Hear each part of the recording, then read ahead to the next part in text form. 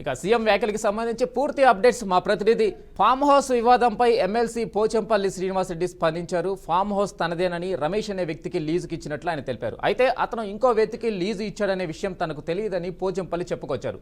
అంతేకాకుండా తాను ఆ ఫామ్ హౌస్కు వెళ్లి 8 ఏళ్లు అయిందన్నారు. అయితే ఫామ్ హౌస్లో కోడిపందాల కేసు దర్యాప్తు ముమ్మరం చేసిన పోలీసులు ఎమ్మెల్సీ పోచంపల్లిని నిందితుడిగా చేర్చారు. ఇక ఇదే అంశంపై పూర్తి అప్డేట్స్ మా ప్రతినిధి మహేందర్ రెడ్డి అందిస్తారు. మహేందర్ రెడ్డి. ముఖ్యంగా హైదరాబాద్ లో జూదం బట్టి ఆటలకు చెక్ పెడదామంటూ సీఎం ముఖ్యమంత్రి రేవంత్ రెడ్డి చెప్పడం. మరి అదే కోణంలో నిన్న మొయినాబాద్ లో దాదాపు 64 మంది ఒకే చోట చేరి కోళ్ల పందాలు మద్యం శిస్తాలతో పోలీసులకు రిటర్న్ గా పట్టుబడ్డ విషయం అయితే మనకు తెలిసిందే.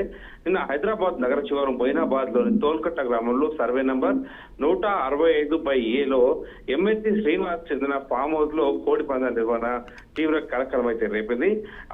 ఇంకా కోడి పందాలు ఆడుతున్న వారిని రాయనగర్ పోలీసులు రెడ్ హ్యాండెడ్ గా పట్టుకున్నారు. కోళ్ల పందాలు నిర్వహిస్తున్న ముఠాను కూడా అదుపులోకి తీసుకున్నారు. ఇక ఫామ్ హౌస్ పై దాడిలో మొత్తంగా 64